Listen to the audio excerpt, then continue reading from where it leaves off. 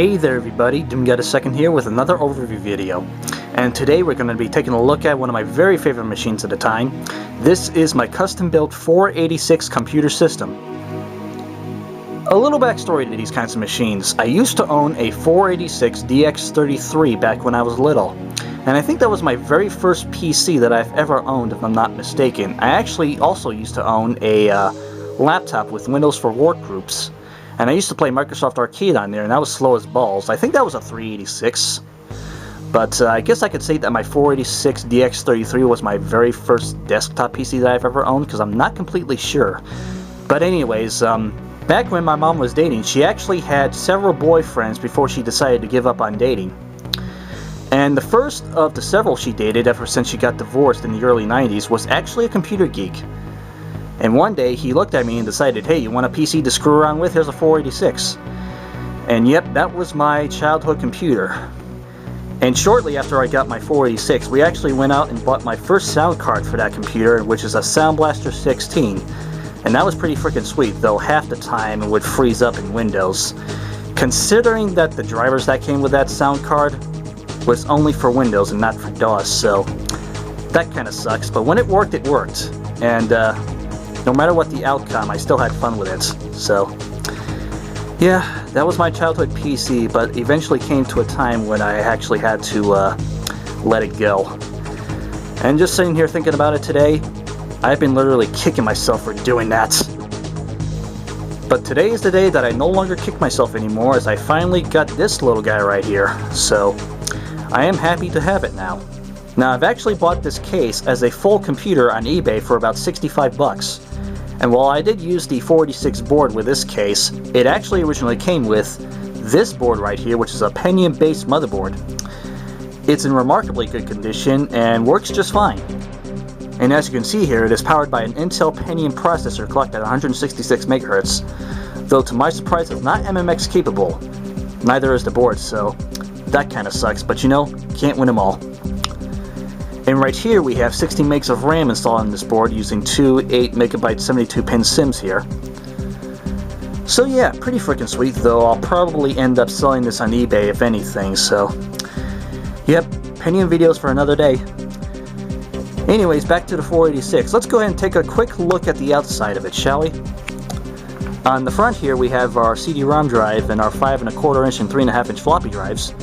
And on the back here, let's put this around. We have our power supply, AT keyboard connector, two serial ports, a parallel port, VGA output, and a Sound Blaster 16.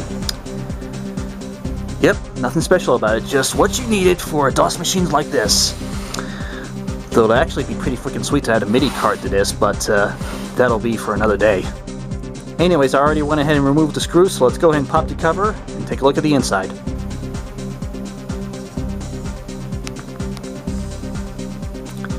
Alright, well, as you can see here, this is a rather modern 486 board. It's a PC Chips M989 motherboard.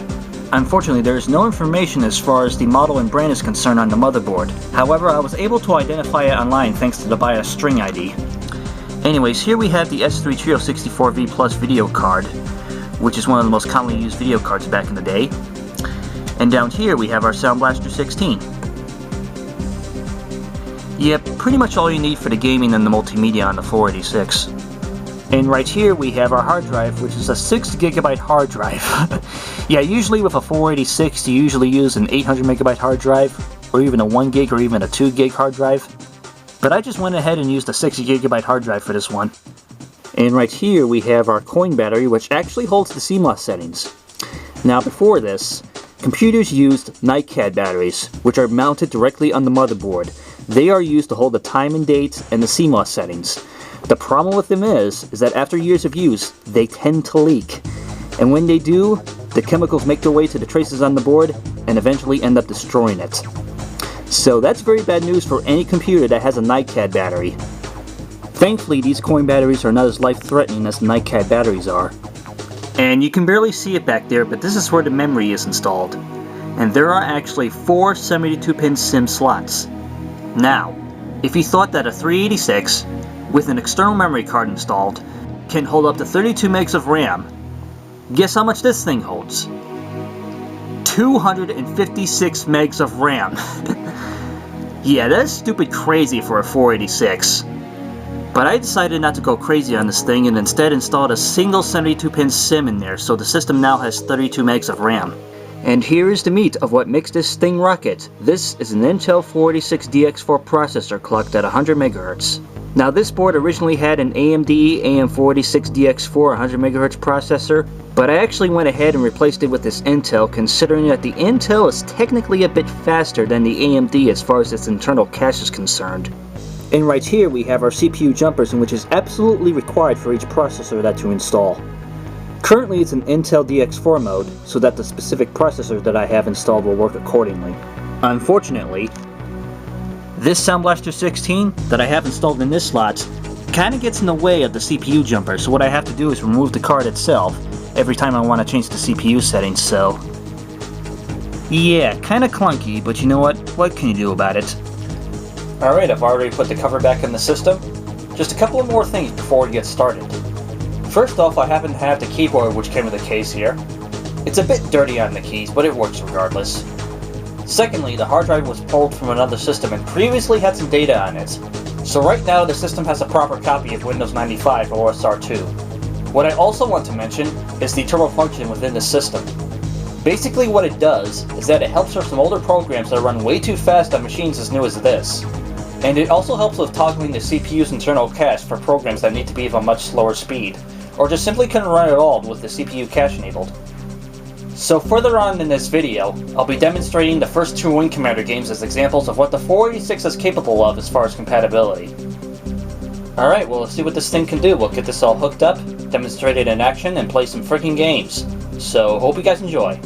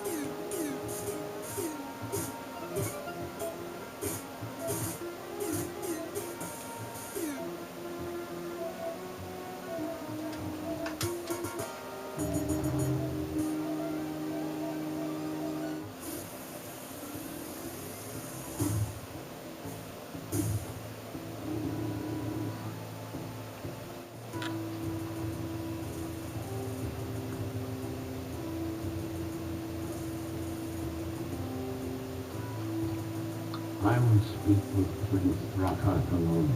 Guards, you are dismissed. To rise, grandson.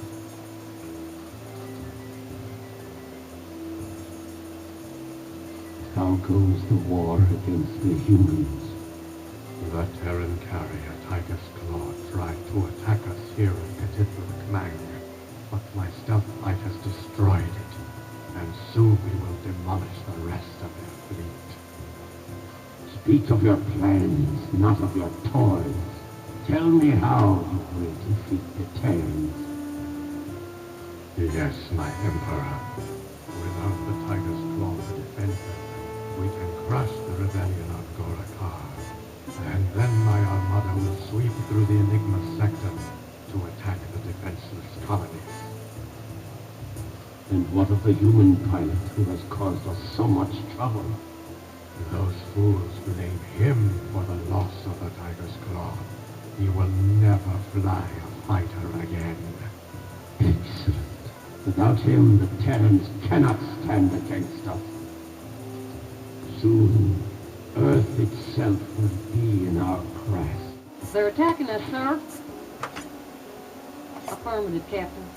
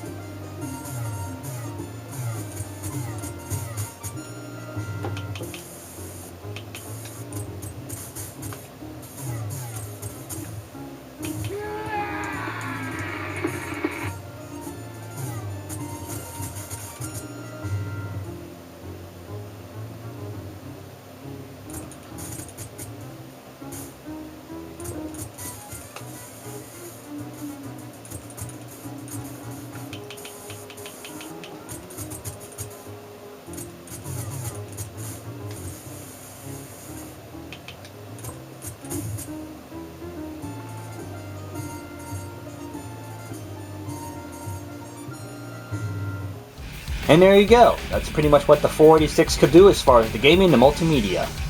For what it is, it's very unique and very ideal for MS-DOS gaming right next to the Pentium. And I grew up loving the 486, so I am very happy to have one of these kinds of machines in my collection once again. So yes, hope you guys enjoyed it.